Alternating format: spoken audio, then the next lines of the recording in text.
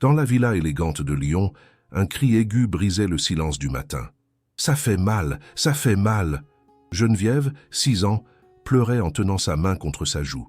Richard Agneau, 50 ans, ingénieur automobile et veuf, courait vers la salle à manger.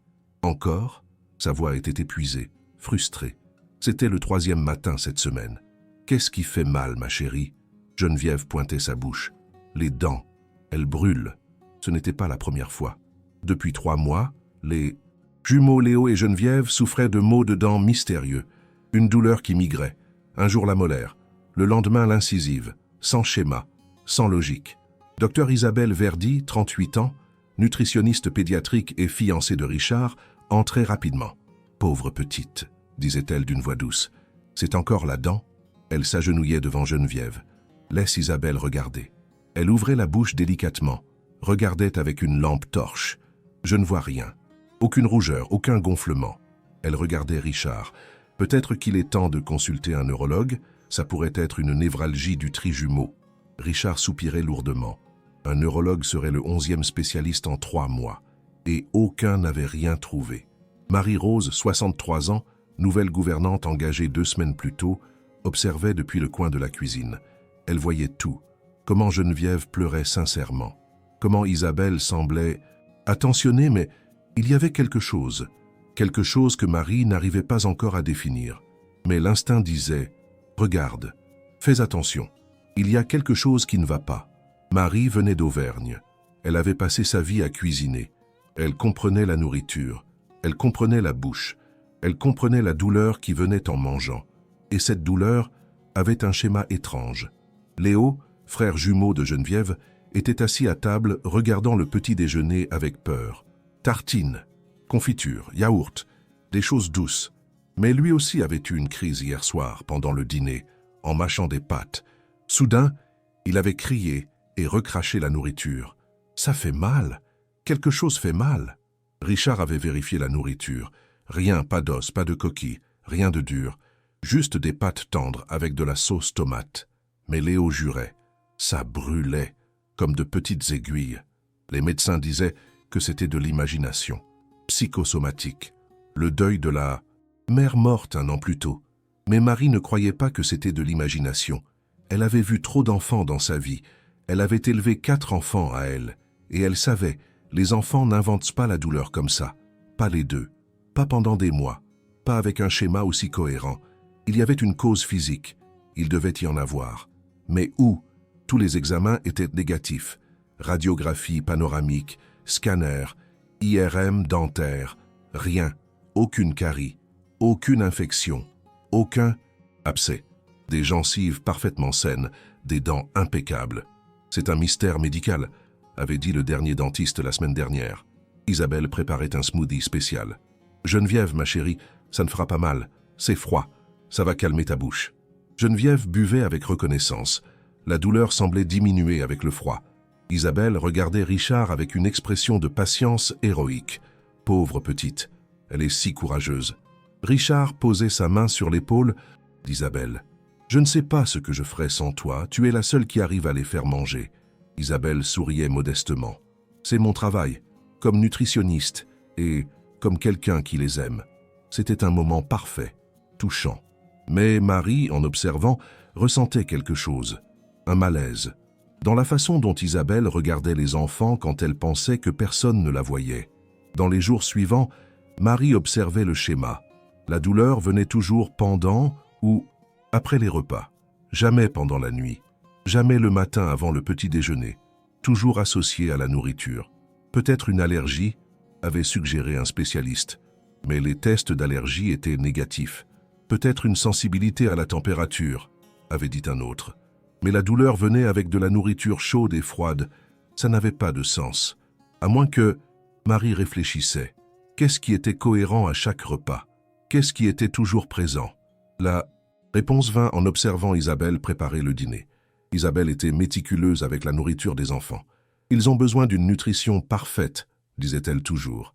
Elle préparait des repas spéciaux, séparés de ce que Richard mangeait. Ils ont besoin de plus de minéraux, plus de vitamines. Et toujours, elle utilisait un moulin spécial. Sel marin gourmet, expliquait-elle. moulu frais, riche en minéraux essentiels. Elle prenait le grand moulin en cristal, moulait généreusement sur la nourriture des enfants. Ça fait toute la différence, disait-elle avec autorité professionnelle. Le sel raffiné ordinaire manque de nutriments. Richard faisait entièrement confiance. Elle était nutritionniste. Elle savait ce qu'elle faisait. Mais Marie remarquait quelque chose. Isabelle utilisait ce moulin seulement pour les enfants, jamais pour Richard. Il préfère le sel normal, expliquait-elle quand Marie avait demandé une fois. Mais les enfants ont besoin de celui-ci. Et Marie remarquait un autre détail. Quand Isabelle moulait ce sel, elle le faisait avec une attention particulière, presque une cérémonie. Et la quantité qu'elle mettait semblait excessive. « N'est-ce pas trop de sel pour des enfants ?» avait demandé Marie gentiment. Isabelle avait regardé avec des yeux froids pendant une seconde. « Je suis nutritionniste, je connais le dosage approprié. » Le ton fermait la discussion. Un soir, pendant le dîner, Léo mangeait du riz tendre. Soudain, il criait « Ah, ça fait mal !» Il recrachait la nourriture. Ses mains allaient à sa bouche.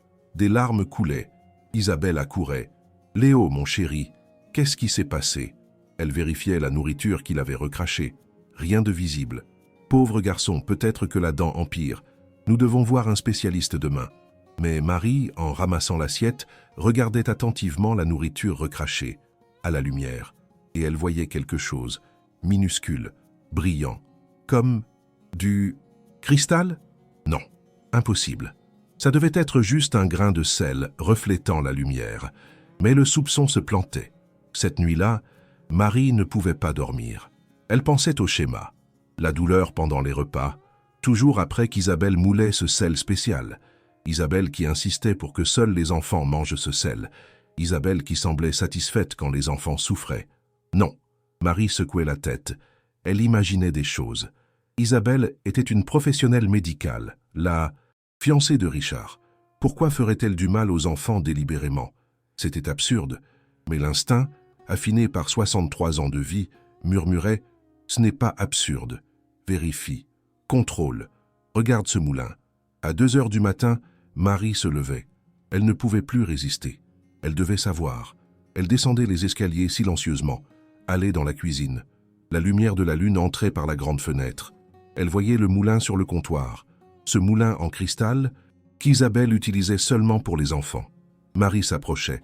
Ses mains tremblaient légèrement. « Je deviens folle », murmurait-elle pour elle-même. « C'est juste du sel. » Mais elle devait regarder. Elle devait être sûre. Elle prenait le moulin. Il était lourd, plein. Elle ouvrait le couvercle. Elle regardait à l'intérieur. Dans la faible lumière, elle voyait des cristaux blancs, du sel marin, gros, normal. Marie prenait une pincée, sentait entre ses doigts. Du sel, définitivement du sel. Elle se sentait stupide. Évidemment, c'était du sel, quoi d'autre. Mais alors quelque chose attirait l'attention. Sous la lumière directe de la lune, parmi les cristaux opaques de sel, elle voyait quelque chose qui brillait différemment, plus clair, plus pointu, plus vitreux. Son cœur commençait à battre plus fort. Elle prenait une cuillère, versait le contenu du moulin sur le comptoir blanc, séparait délicatement avec son doigt, et puis elle voyait. Parmi les cristaux de sel, il y avait d'autres fragments, petits, presque invisibles, mais ils étaient là, brillants, anguleux. Ce n'était pas du sel, c'était du verre finement broyé, mélangé au sel, pas assez gros pour être vu facilement, pas assez gros pour apparaître sur une radiographie, mais assez gros pour se loger dans les gencives, pour couper légèrement le tissu tendre, pour causer une douleur aiguë quand on mâchait, pour migrer dans la bouche avec la salive, expliquant pourquoi la douleur changeait de position. Marie sentait la nausée monter. Sa main allait à sa bouche. « Mon Dieu !» murmurait-elle. « Bon Dieu !» Elle prenait un petit bol. Avec une pince de cuisine, elle séparait les fragments de verre du sel. 1, 2, 5, 10. Il y en avait des dizaines, minuscules, mais mortelles pour la bouche d'un enfant, conçues pour causer de la douleur sans être détectées. C'était de la torture parfaite, invisible. Et Isabelle broyait délibérément du verre dans le sel, broyait sur la nourriture des enfants, les regardait souffrir, les emmenait chez des médecins qui ne trouvaient rien, se positionnait comme la sauveuse patiente, comme la seule qui pouvait aider, alors que c'était elle qui causait l'agonie. Marie devait le dire à Richard, immédiatement. Mais il était 2 heures du matin. Et comment expliquer sans paraître folle? Monsieur, votre fiancé nourrit vos enfants avec du verre? Ça semblait absurde même pour elle. Mais elle avait la preuve. Elle avait les fragments. Elle avait le sel contaminé. Elle devait attendre le matin, elle devait montrer à la lumière du jour. Elle devait faire voir à Richard avant qu'Isabelle ne prépare un autre petit déjeuner, avant qu'une autre dose de verre ne soit broyée sur de la nourriture innocente. Marie mettait les fragments dans un petit récipient, cachait dans sa chambre, et attendait que l'aube arrive, priant pour que les enfants soient en sécurité pour une nuit de plus. Mais pendant qu'elle attendait, son esprit travaillait. Elle pensait à Isabelle, à la façon dont elle contrôlait chaque aspect de la nutrition des enfants, à comment elle semblait prospérer quand ils étaient malades, à comment elle était devenue indispensable à Richard. « Je ne sais pas ce que je ferais sans toi », disait-il toujours. Et c'était le point. Isabelle se rendait nécessaire, créant un problème qu'elle seule pouvait gérer. Et si les enfants devenaient trop problématiques? Si Richard perdait patience? Qui hériterait? Isabelle, la nouvelle épouse, sans enfant au milieu. C'était ça le plan. Était-il possible que quelqu'un soit aussi mauvais? Marie connaissait la réponse. Oui, malheureusement oui. Vous m'écoutez depuis Lyon, depuis Paris, depuis Marseille. Commentez votre ville. On approche des 1000 abonnés. Laissez un like et abonnez-vous. Que Dieu vous bénisse. À l'aube, Marie attendait dans la cuisine. Elle avait préparé le café, mais était trop nerveuse pour boire. Le récipient avec les fragments. Le verre était caché dans la poche de son tablier. Le moulin à sel était toujours sur le comptoir où elle l'avait laissé. Elle devait parler à Richard avant qu'Isabelle ne se réveille, avant que la routine matinale ne commence. Elle entendit des pas dans l'escalier. Richard descendait. Comme toujours, il était le premier réveillé. « Bonjour Marie », disait-il fatigué. « Le café est prêt ?» Marie acquiesçait. « Oui, monsieur. Mais je dois vous parler. Urgemment. Avant que mademoiselle Isabelle ne se réveille. » Richard regardait surpris. « Si urgent? Il s'est passé quelque chose ?» Marie respirait profondément. « Monsieur, j'ai découvert quelque chose cette nuit. Quelque chose qui explique les maux de dents des enfants. » Richard se réveillait complètement. « Vous avez découvert? Quoi? Quelque chose qu'aucun médecin n'a vu ?» Marie secouait la tête. « Ce n'est pas dans les dents, monsieur. C'est dans la nourriture. Ou plutôt, dans ce qui est mis sur la nourriture. » Richard la regardait confus. « Dans la nourriture? Marie, tous les repas sont préparés avec des ingrédients frais. Isabelle supervise tout. »« Exactement, » disait Marie d'une voix ferme. « Mademoiselle Isabelle supervise. Et mademoiselle Isabelle moud du sel spécial, seulement pour les enfants. Ce sel. » Elle pointait le moulin sur le comptoir. « Cette nuit, je n'arrivais pas à dormir. Je pensais au schéma. La douleur vient toujours pendant les repas, toujours après que ce sel est ajouté. Alors j'ai vérifié. » Elle prenait le récipient de sa poche, le posait sur la table. « Voici ce que j'ai trouvé à l'intérieur du sel, séparé des cristaux. » Elle ouvrait le récipient. Les fragments de verre brillaient sous la lumière du matin.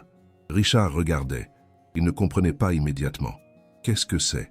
Marie expliquait d'une voix qui tremblait légèrement. « Ce sont des fragments de verre, finement broyés, mélangés au sel marin. Quand Isabelle moude sur la nourriture des enfants, le verre est broyé aussi. Il entre dans la bouche, se loge dans les gencives, coupe le tissu tendre, cause de la douleur. » Richard prenait la pince sur la table, soulevait un fragment. À la lumière, c'était indubitable. Du verre, clair, tranchant, minuscule mais mortel pour une bouche tendre. « Mon Dieu, murmurait-il, c'est dans leur nourriture. Depuis 3 mois, disait Marie, depuis que la douleur a commencé, depuis que mademoiselle Isabelle a introduit ce moulin spécial. » Richard s'asseyait lourdement. Son visage devenait pâle, puis rouge. « Vous dites qu'Isabelle, délibérément, a mis du verre dans le sel, qu'elle a nourri mes enfants avec du verre ?» Sa voix montait. « Pendant 3 mois, pendant que je les emmenais chez des médecins, pendant qu'ils pleuraient ?»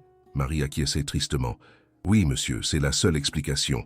Personne d'autre ne touche ce moulin, seulement elle, et seuls les enfants mangent de ce sel. » Richard se levait soudainement, allait vers le moulin, l'ouvrait, violemment, versait le contenu sur le comptoir. Sous la lumière directe, les fragments de verre étaient clairement visibles, mélangés au sel, des dizaines d'entre eux, petits éclats mortels. « Depuis combien de temps ?» demandait-il d'une voix brisée. « Depuis combien de temps saviez-vous » Marie secouait la tête. « J'ai découvert cette nuit, à 2 heures du matin. Je voulais vous le dire immédiatement, mais c'était la nuit, et je devais être sûr.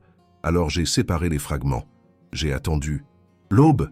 Elle regardait Richard avec compassion. « Je suis désolé, monsieur, je sais que vous l'aimez. »« J'aimais, » disait Richard d'une voix plate. « J'aimais l'idée d'elle. Mais la personne qui fait ça, il ne pouvait pas finir. » Il se tournait vers les escaliers. « Où sont les enfants ?» Marie répondait. « Encore endormis, il est tôt. » Richard acquiesçait. « Bien, quand ils se réveilleront, ils ne mangent rien qu'Isabelle prépare. Rien.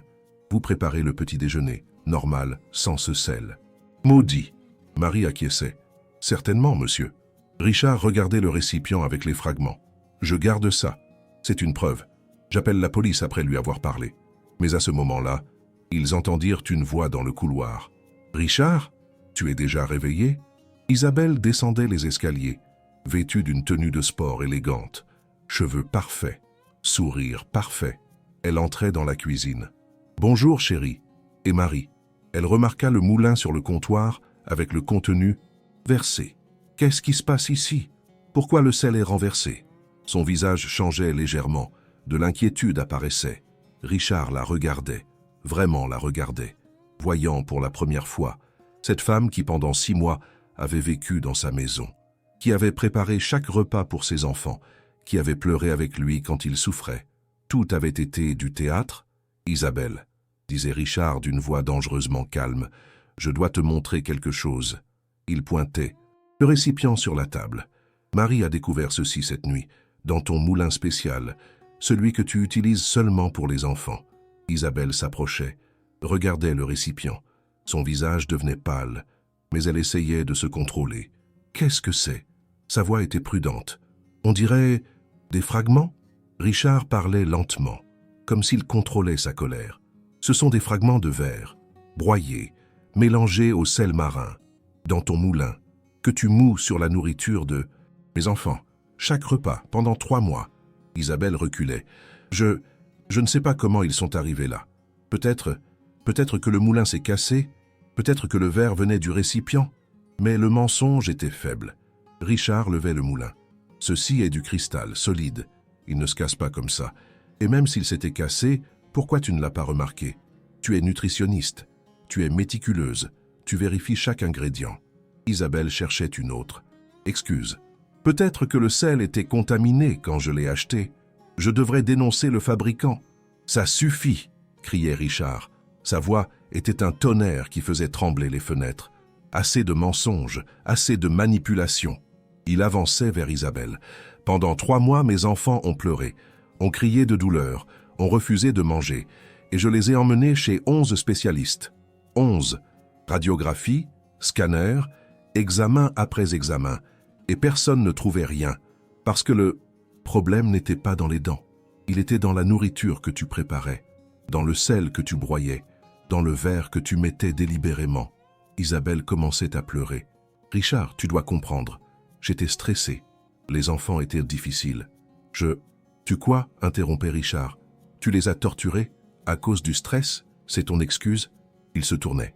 Il ne pouvait plus la regarder. « Marie, va réveiller les enfants. Avec douceur. Dis que papa va préparer un petit déjeuner spécial aujourd'hui. » Marie acquiesçait et sortait rapidement. Richard revenait vers Isabelle. « Avant qu'il ne descende, veux-tu avouer? Veux-tu me dire pourquoi? Ou dois-je imaginer ?» Isabelle regardait le sol. Le masque attentionné était tombé. Il ne restait que du calcul froid. « Tu ne comprendrais pas de toute façon, » disait-elle d'une voix amère. « Essaie, » disait Richard. Isabelle riait sans humour. Ils étaient des obstacles. Toujours Léo ceci, Geneviève cela. Toujours leurs besoins, leur thérapie de deuil, leur attention. Et moi, j'étais juste la nutritionniste, juste la fiancée qui s'occupait de la maison. Sa voix devenait venimeuse. Alors j'ai trouvé un moyen de les rendre dépendants, malades, problématiques. Et je serais celle qui resterait, celle qui saurait comment gérer, indispensable.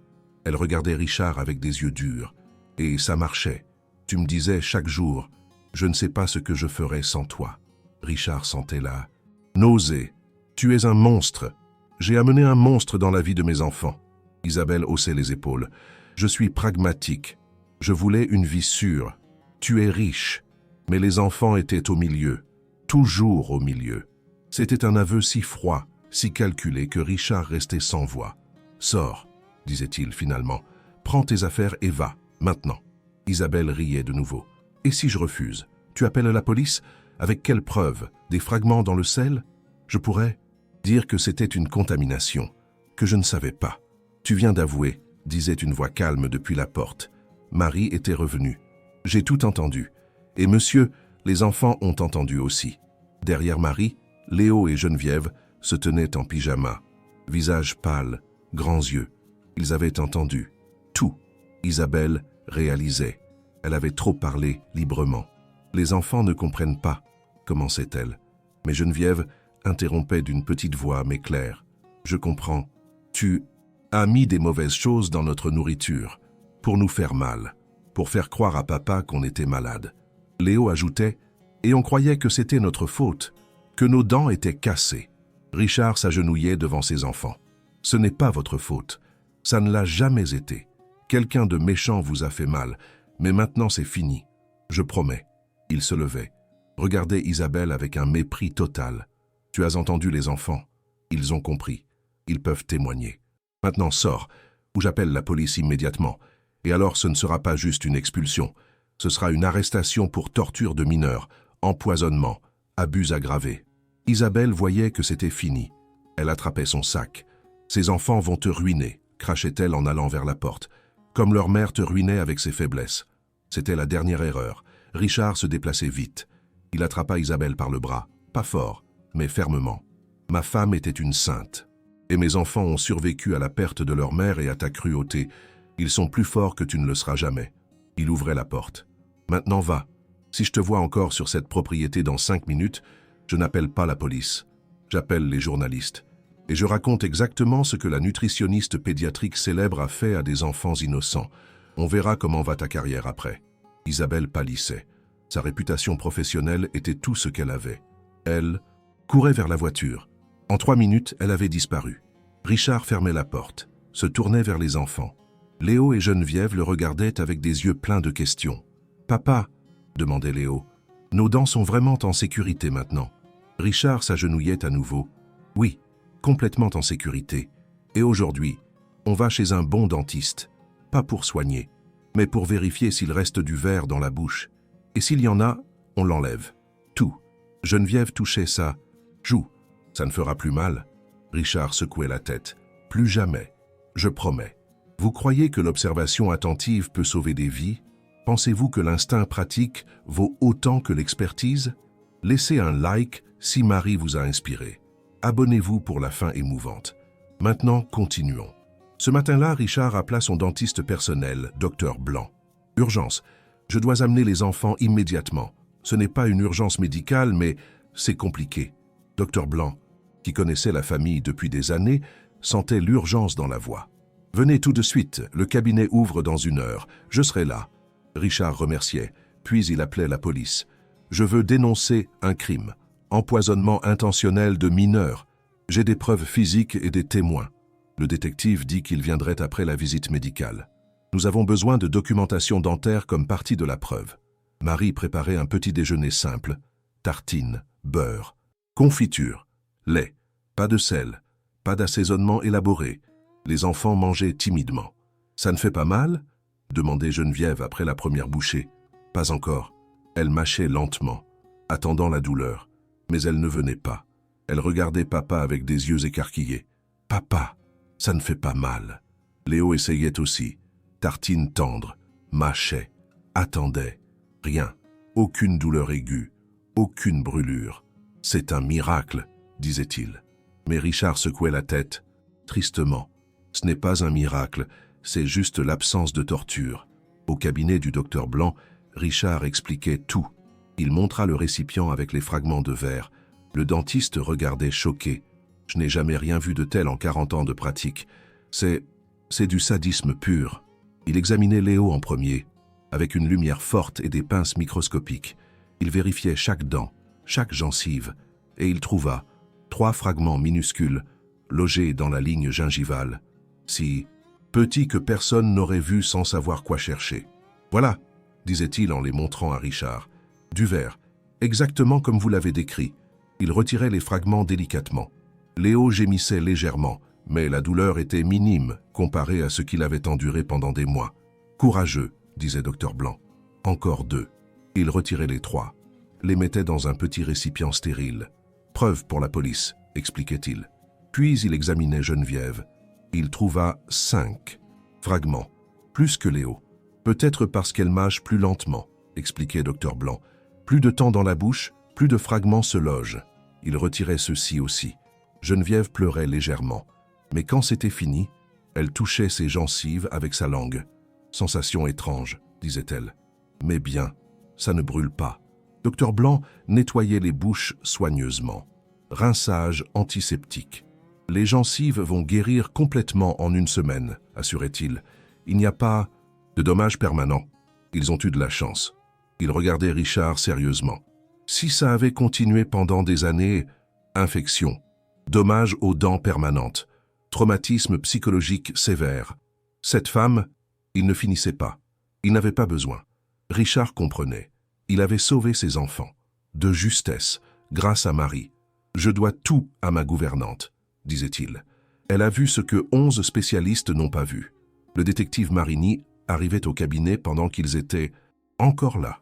Il prenait les déclarations, photographiait les fragments. Avec l'aveu que vous dites avoir été fait devant un témoin, avec la preuve physique, avec la documentation médicale, nous avons un dossier solide, disait-il. Nous allons émettre un mandat d'arrêt pour Dr Verdi immédiatement. Richard acquiesçait avec une satisfaction amère. Je veux qu'elle paie, pas seulement pour mes enfants, mais pour s'assurer qu'elle ne le fasse plus jamais à aucun autre enfant. Le détective était d'accord. Avec son témoignage professionnel, elle avait accès à des enfants vulnérables. C'est une circonstance aggravante sérieuse. Dans les jours suivants, la transformation était miraculeuse. Léo et Geneviève mangeaient normalement, sans peur, sans douleur. « C'est si étrange !» disait Léo le 3e jour. « Manger sans attendre que ça fasse mal. » Geneviève riait. « Étrange, mais bien !» Il courait, jouait, riait. C'était comme si un nuage noir avait été levé. Richard regardait avec une gratitude infinie. « Marie, disait-il un soir après que les enfants étaient allés au lit, comment te remercier? Tu as sauvé mes enfants. Tu as vu ce que moi, avec toute mon éducation et mes ressources, je n'ai pas vu. » Marie secouait la tête modestement. « J'ai juste prêté attention à ce qui était devant mes yeux, monsieur. Quand la douleur venait toujours pendant les repas, j'ai pensé, ça doit être quelque chose dans la nourriture. Et quand j'ai vu que seuls les enfants utilisaient ce sel, j'ai eu des soupçons. » Richard s'asseyait lourdement. Je faisais tellement confiance aveuglément. Isabelle était nutritionniste, professionnelle. Je pensais qu'elle savait mieux.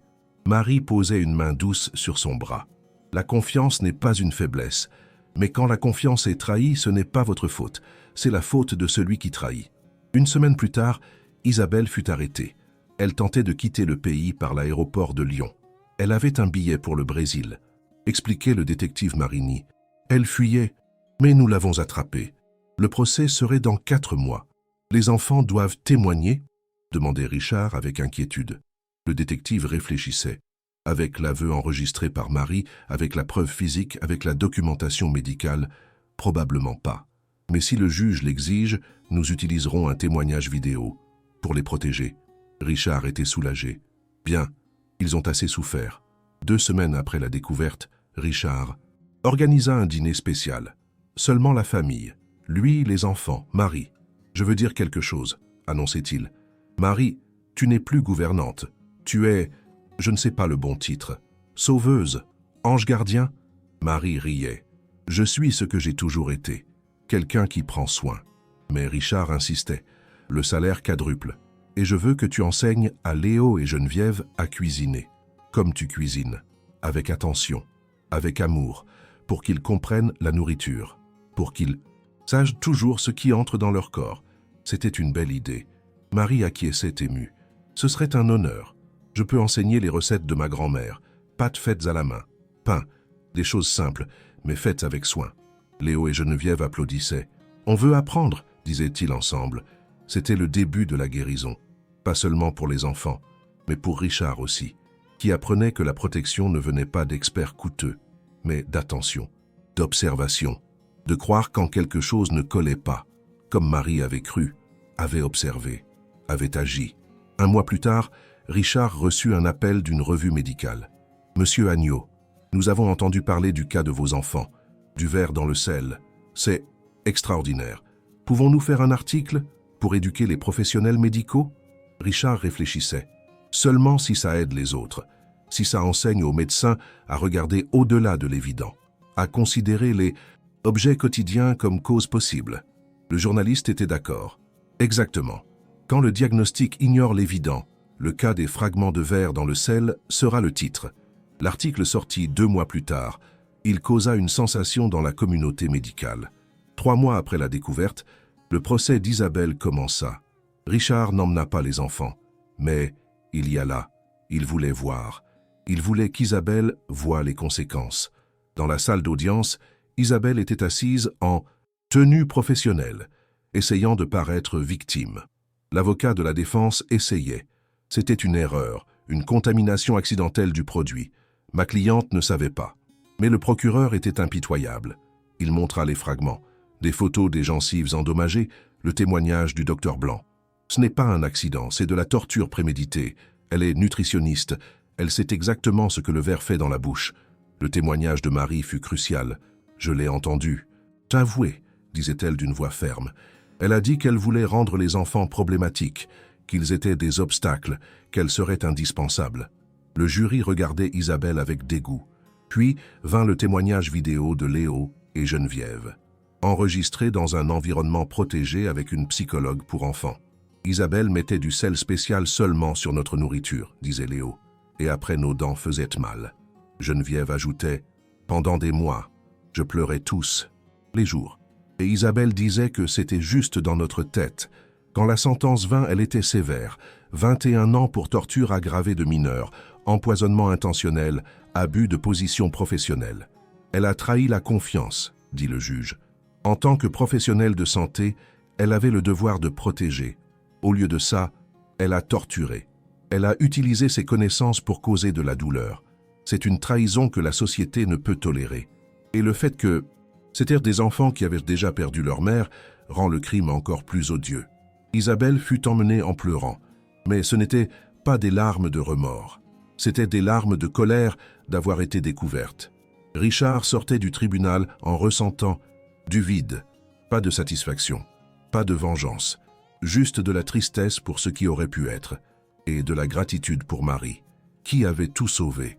En rentrant à la villa, il trouva Marie dans la cuisine avec les enfants. Ils faisaient des pâtes fraîches, riant, de la farine partout. « Papa !» appela Geneviève. « Regarde, j'ai fait des tagliatelles. » Elle montrait les pâtes imparfaites, mais faites avec amour. Richard souriait. Pour la première fois en moi, un vrai sourire. « C'est magnifique. On va manger ça ce soir. » C'était un moment de normalité, de joie, de vie sans peur.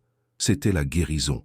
Vous croyez que la simplicité peut révéler un mystère complexe? Pensez-vous que l'attention aux détails quotidiens est une forme d'amour? Laissez un like si cette histoire vous a touché. Abonnez-vous pour la fin émouvante. Maintenant, continuons. 5 ans après cette nuit où Marie avait ouvert le moulin et découvert le verre, la vie dans la villa lyonnaise était complètement transformée. Léo et Geneviève, maintenant 11 ans, étaient des enfants confiants, heureux, curieux. Ils couraient dans la maison sans peur, mangeaient avec joie et surtout cuisinaient. Chaque après-midi, atelier de cuisine avec Mamie, Marie, comme ils avaient commencé à l'appeler naturellement. « Aujourd'hui, on fait des gnocchis », annonçait Marie. Les enfants applaudissaient. Ils avaient appris non seulement à cuisiner, mais à connaître les ingrédients, à vérifier la qualité, à ne pas faire confiance aveuglément. Richard, 55 ans, regardait depuis la porte de la cuisine. Il voyait ses enfants, les mains dans la farine, riant pendant que Marie corrigeait la technique. « Plus délicat, Léo. Les gnocchis doivent être moelleux, pas durs. » C'était une scène domestique, normale. Mais pour Richard, c'était un miracle, parce qu'il se souvenait encore des cris, des pleurs, du désespoir de 3 mois quand il ne comprenait pas pourquoi ses enfants souffraient. « C'est grâce à toi », disait-il toujours à Marie. « Tout ça », Marie souriait. « C'est grâce à eux. Ils sont résilients, courageux. Ils ont guéri. 10 ans après la découverte, Léo et Geneviève avaient 16 ans. Ils préparaient un projet pour l'école. On veut parler de sécurité alimentaire, expliquait Léo pendant le dîner. Pas seulement les bactéries et les allergies, mais l'adultération intentionnelle. Richard regardait avec intérêt. Vous voulez parler de ce qui vous est arrivé? Geneviève acquiesçait. Oui, parce que si ça nous est arrivé, dans une maison avec un père attentif et des ressources, ça peut arriver n'importe où. Et peut-être que notre histoire aidera quelqu'un à voir les signes. Marie ajoutait fièrement. Ils sont prêts. Ils ont traité. Ils ont guéri. Maintenant, ils peuvent enseigner. La présentation fut puissante. Léo et Geneviève racontèrent l'histoire sans détails traumatiques, mais avec un message clair. Quelqu'un a mis du verre dans notre nourriture. Pendant des mois, 11 spécialistes n'ont pas trouvé la cause, parce qu'ils regardèrent le corps, pas l'objet. Ils montrèrent des photos des fragments, du moulin. C'était caché dans le sel, quelque chose de si commun que personne ne soupçonnait. Geneviève continuait, mais notre gouvernante, avec la sagesse pratique, a regardé ce qui était devant ses yeux et a trouvé, parce que la douleur avait un schéma, et elle a fait attention. L'impact fut énorme. Les enseignants étaient choqués. Je ne savais pas que l'adultération pouvait être si personnelle, si ciblée, dit l'un. Les étudiants posèrent des questions. Comment saviez-vous que c'était délibéré? Léo répondait, parce que seulement nous mangions de ce sel, seulement nous. C'était un ciblage précis. C'était une leçon qui éduquait, qui ouvrait les yeux, qui potentiellement sauvait. Parce qu'après la présentation, 3 élèves rentrèrent chez eux et vérifièrent les garde-manger. Et l'un trouva quelque chose d'étrange dans un pot de miel. Des cristaux qui ne devraient pas être là. C'était une fausse alerte, juste une cristallisation naturelle. Mais le fait qu'il ait regardé, qu'il ait vérifié, était une victoire. 15 ans après cette découverte, Richard reçut un email d'un père désespéré à Paris. « Monsieur Agneau, j'ai lu l'article sur le cas de vos enfants. Ma fille a des douleurs d'estomac depuis des mois. Les médecins ne trouvent rien. Mais ça vient toujours après qu'elle mange du chocolat que sa belle-mère achète spécialement pour elle. Ça pourrait être comme votre cas ?» Richard passait l'email à Marie. « Qu'en penses-tu » Marie réfléchissait. « Du chocolat spécial seulement pour la petite? Un schéma de douleur après? Oui, ça vaut là. Peine de vérifier. Dis au père d'envoyer le chocolat, je vais l'examiner. » Le chocolat arriva. Marie ouvrait avec soin. Il semblait normal, mais quand elle cassait les morceaux, elle remarquait quelque chose, une texture étrange dans certains.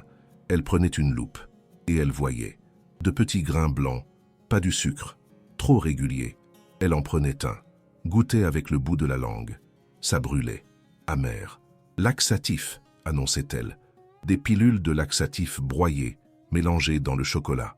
Elle appelait le père. « Faites-le analyser dans un laboratoire, mais je pense que c'est du laxatif. Dose petite mais constante.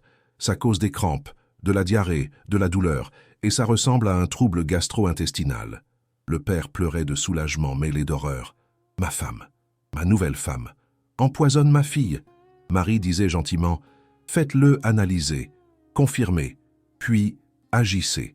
Comme Monsieur Agneau a agi, protégez votre petite. » L'analyse confirma.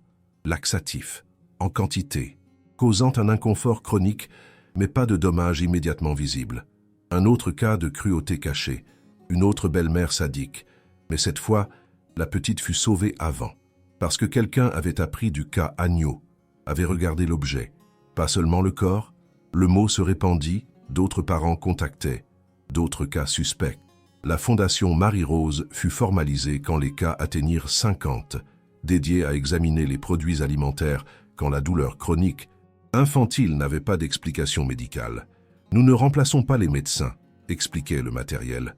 Mais quand la médecine ne trouve rien et que la douleur persiste, nous regardons ce que la médecine ne regarde pas.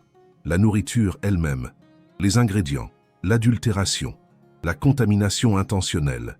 C'était un service unique, nécessaire, qui sauvait des enfants.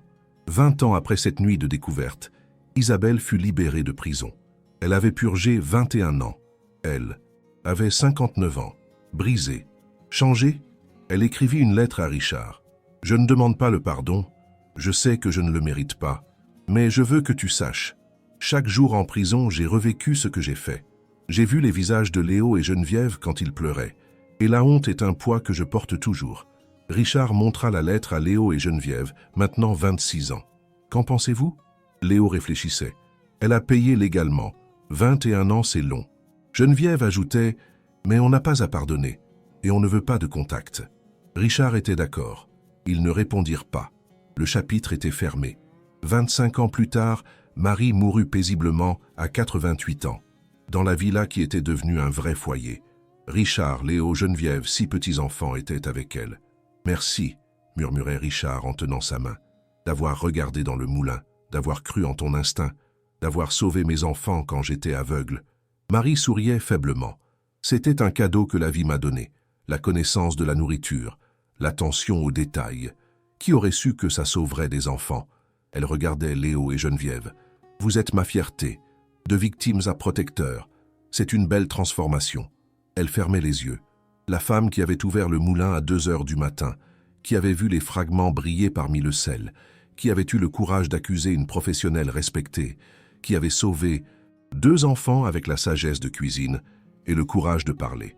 Ils enterrèrent Marie dans le cimetière familial. La pierre tombale, écrite par Léo et Geneviève, disait « Marie-Rose, 1960-2048 ». Quand les enfants pleuraient et que les médecins ne trouvaient pas la cause, elle a regardé où personne ne regardait, à l'intérieur du moulin, parmi les cristaux de sel, et a trouvé du verre caché qui torturait des innocents. Avec des mains de cuisinière et un cœur courageux, elle a retiré quelque chose d'étrange et a sauvé 2 vies, d'ores en paix gardienne qui a vu l'invisible. 30 ans après cette découverte, l'histoire était une légende en médecine légale et sécurité alimentaire. Le ver dans le sel, l'appelait-il. Quand une gouvernante a ouvert un moulin et trouvé la torture, enseigné dans les programmes médicaux, dans les cours de toxicologie. Dr Blanc, maintenant 82 ans et retraité, avait écrit l'article définitif. Le cas Agneau nous enseigne que quand la douleur chronique n'a pas d'explication médicale, nous devons regarder l'environnement, la nourriture, l'eau, l'air, les objets quotidiens, parce que la cruauté peut se cacher n'importe où, et la sagesse pratique d'une cuisinière, d'un artisan, d'une personne qui connaît les matériaux, peut voir ce que la technologie avancée manque. La Fondation Marie-Rose avait examiné 8000 produits alimentaires en 30 ans. 8000 cas, disaient Léo et Geneviève, maintenant 56 ans.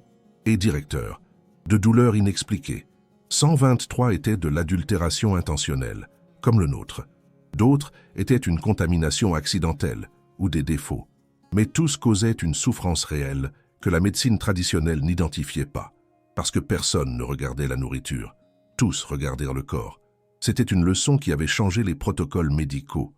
Maintenant, quand un enfant a une douleur chronique sans cause, la première question est « Qu'est-ce qu'il mange? Qui prépare? Y a-t-il un schéma ?» Richard mourut à 80 ans, entouré par la famille que Marie avait sauvée.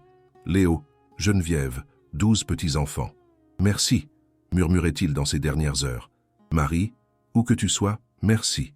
Tu as enseigné que la protection ne vient pas des diplômes, mais de l'attention, du regard, de croire à l'instinct quand quelque chose ne colle pas. » Il regardait Léo et Geneviève. « Et vous, vous avez pris la douleur et créé une mission. Vous avez sauvé 120 enfants d'un destin similaire. Je suis si fier. » Il fermait les yeux. Un homme qui avait failli perdre ses enfants à cause d'une cruauté invisible. Mais qui avait appris? Qui avait cru en Marie? Qui avait protégé férocement après? Ils enterrèrent Richard à côté de Marie. La pierre tombale disait « Richard Agneau, 1970-2050 ». Ingénieur qui concevait des moteurs, mais ne voyait pas le poison dans sa cuisine. Quand la gouvernante a montré le verre caché dans le sel, il a cru immédiatement à protéger ses enfants et a dédié le reste de sa vie à s'assurer que la sagesse pratique soit valorisée autant que la science. Dors en paix, père qui a appris à regarder le simple avant le compliqué. 40 ans après cette découverte, Geneviève mourut paisiblement à 76 ans. Léo était mort 2 ans plus tôt. Dans ses dernières heures, Geneviève tenait un petit récipient, ce récipient, avec les fragments originaux de verre, conservés comme une relique, comme un rappel. « Vous voyez ça ?» disait-elle aux petits-enfants autour du lit. À l'intérieur du sel commun était cachée une cruauté que 11 médecins n'ont pas trouvée. Mais Mamie Marie, avec des yeux de cuisinière, a trouvé, a ouvert le moulin, a séparé les cristaux, m'a sauvé moi et Léo. Elle regardait le récipient. Ne faites pas confiance aveuglément, à personne, à rien. Regardez, vérifiez, comme Mamie Marie a fait. Elle fermait les yeux, dernière survivante directe de cette torture. Maintenant, tous étaient des partis. Marie, Richard, Isabelle, morte en prison, Léo. Mais l'héritage restait. Dans 8000 produits examinés, dans 123 enfants sauvés d'adultération intentionnelle, dans des milliers de professionnels qui savaient maintenant. Regardez la nourriture, pas seulement le patient, comme Marie avait fait, comme tout protecteur doit faire, quand un enfant souffre, quand la douleur persiste, quand la médecine ne trouve pas de cause. Ouvrez le moulin, regardez le pot, examinez la nourriture, littéralement, parce que c'était la vérité finale. Une nuit, une gouvernante ne pouvait pas dormir. Elle pensait aux enfants qui pleuraient, au sel que seulement eux mangeaient, à la douleur qui venait toujours pendant les repas.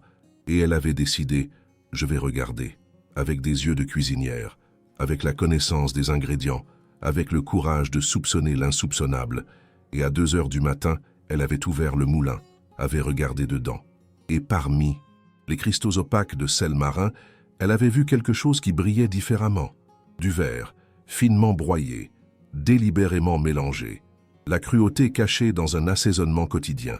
Pas avec un laboratoire médico-légal avancé, mais avec un œil pratique, avec des doigts qui connaissaient la texture, avec un instinct qui disait « ça ne va pas », comme Marie a trouvé, comme 123 fois après, des examinateurs formés par elle ont trouvé, en regardant où la médecine ne regardait pas, en ouvrant des récipients que personne n'ouvrait, en vérifiant des ingrédients que tous supposaient sûrs, parce que la protection ne vient pas toujours de la technologie. Parfois, elle vient de la sagesse ancienne, de la connaissance de cuisine, du courage de dire « Attends, laisse-moi vérifier ce qui entre vraiment dans la bouche de cet enfant », comme toute cuisinière doit faire, comme tout protecteur doit faire, quand un enfant souffre, quand la douleur n'a pas de sens, quand tous les examens sont négatifs mais les cris sont réels.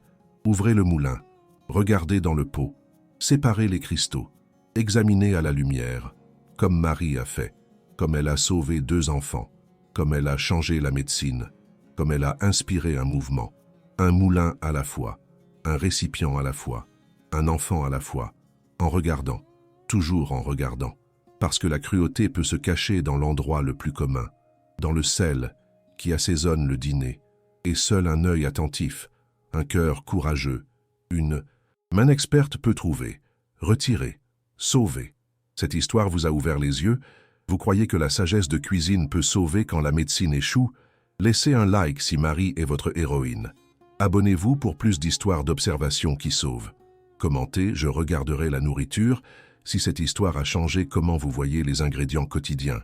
Merci d'avoir voyagé avec nous à travers cette histoire troublante de poison caché et de sagesse qui l'a révélée. Rappelez-vous toujours, quand un enfant a une douleur chronique et que la médecine ne trouve pas de cause, regardez la nourriture. Pas seulement les allergies, mais l'adultération, la contamination intentionnelle.